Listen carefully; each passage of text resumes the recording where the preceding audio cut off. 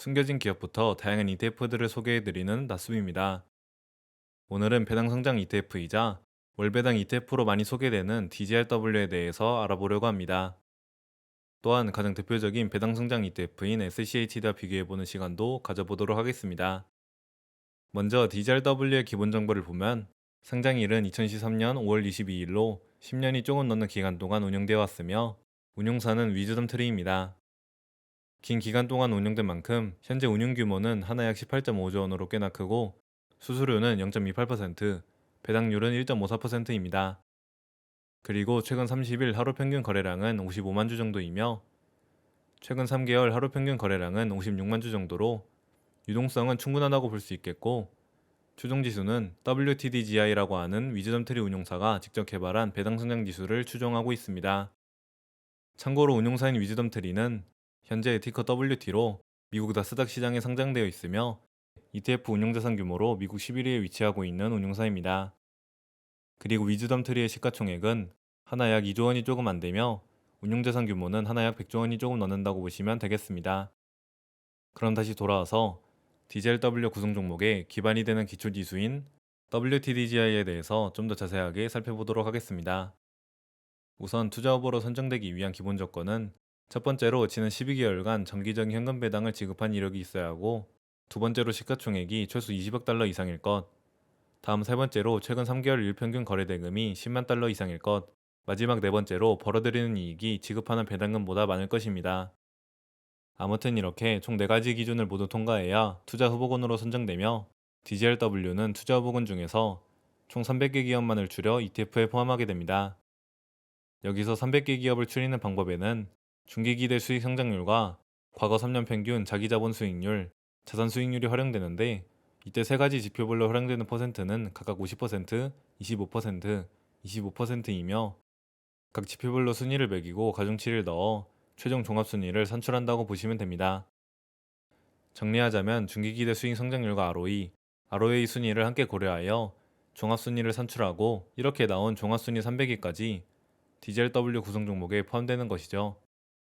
그리고 여기서 중기기대 수익 성장률이란 향후 3년 실적에 대한 애널리스트 예상치를 뜻하며 애널리스트 예상치가 없을 경우 ROE에 각각 50%씩 가중치를 부여하여 종합순위를 계산하게 됩니다. 아무튼 종합순위를 계산하여 300개 기업만을 추렸다면 이제 종목별 비중을 어떻게 산출하는지에 대해서만 알아보면 되는데요. DZRW는 현재 1년간 지급하는 총 배당 금액에 따라 종목 비중을 결정하는 방식을 취하고 있습니다. 따라서 배당률이 낮더라도 규모가 큰 기업이면 총 배당 지급액이 많아 비중이 크게 설정되는데요. 실제로 뒤에서 더 자세히 살펴보겠지만 현재 DZRW의 구성 종목을 보면 비중 1위, 2위 종목에 애플과 마이크로소프트가 포함되어 있습니다. 이렇게 비중 1위, 2위 종목이 결정된 데에는 펀더멘탈 또는 배당과 관련된 부분이 아니라 거의 기업 규모에 따라 비중이 결정된다는 것이기에 배당 성장 ETF에서 그리 좋은 부분은 아닌 것 같습니다. 마지막으로 비중 상한선을 보면 개별 종목의 비중은 8%를 초과할 수 없고 가장 큰 규모를 차지하는 IT 섹터의 비중은 30%를 초과할 수 없으며 리츠 섹터의 비중은 10%를 초과할 수 없습니다. 그리고 기타 나머지 섹터의 비중은 20%를 상한선으로 두고 있습니다. 정리하면 DGRW는 기본 조건과 종합순위를 바탕으로 퀄리티가 좋은 300개 기업에 투자한다는 것이고 총 배당 금액을 기준으로 비중을 설정하며 리밸런싱은 1년에 1회 매년 12월에 리밸런싱을 진행합니다. 다음으로 DGRW의 상위 구성 종목을 보면 비중 1위에는 마이크로소프트, 비중 2위에는 애플이 있으며 그 다음은 글로벌 제약사인 에브비와 존슨앤존슨, 그리고 반도체 기업인 브로드컴과 엔비디아가 위치해 있습니다. 아무래도 총 배당 금액을 기준으로 비중을 설정하다 보니 우리가 모두 아는 대형주들이 상위에 위치해 있다는 걸 알 수 있죠. 이렇게 구성 종목의 시가총액별 비중을 보면 100억 달러 이상, 즉 하나 약 13조 원 이상의 종목이 97.41%를 차지하고 있습니다. 따라서 막상 우리가 찾기 힘든 퀄리티 좋은 소형 배당 성장주에 대한 비중은 매우 미미하다는 것이고 이 점은 확실히 아쉬운 것 같습니다.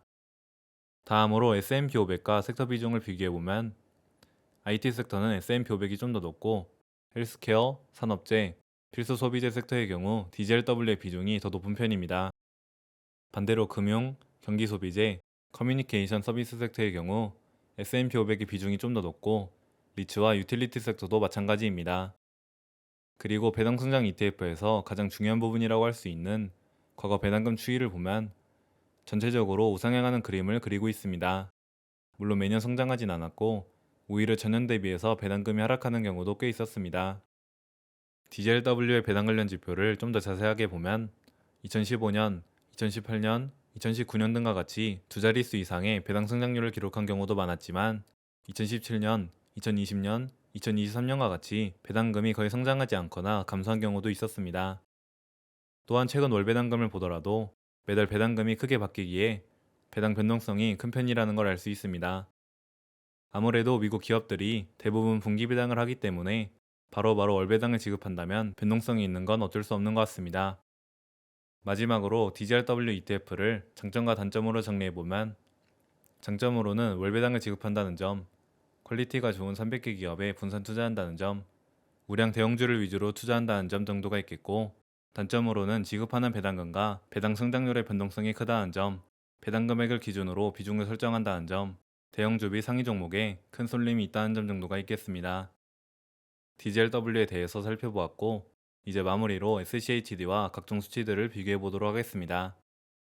기본적으로 종목을 구성함에 있어 DGLW는 ROE, ROA 등을 고려하지만 SCHD는 배당에 직접적으로 연관이 있는 배당률과 배당이 얼마나 성장하는지 등을 고려하며 투자 종목 횟수와 비중 설정 기준, 개별 종목 비중 상한 등의 차이가 있습니다. 두 ETF의 구성 종목 비중 상위 5종목을 각각 보면 DGLW는 앞에서 본 것처럼 마이크로소프트, 애플 등이 있지만 SCHD는 로키드 마틴, FB, 홈디포, 블랙록, 코카콜라 등 좀 더 가치주 성격을 띠는 종목들이 많고 비중 자체도 좀 더 균일하게 분산되어 있는 느낌입니다. 다음으로 섹터 비중을 비교해보면 가장 큰 차이가 보이는 부분은 IT 섹터입니다. SCHD는 IT 섹터의 비중이 매우 낮은 편이라는 걸 알 수 있고 나머지 비중은 헬스케어, 산업재, 금융, 필수소비재, 경기소비재, 에너지 섹터에 골고루 분산되어 있으며 리츠 섹터는 아예 포함하고 있지 않습니다.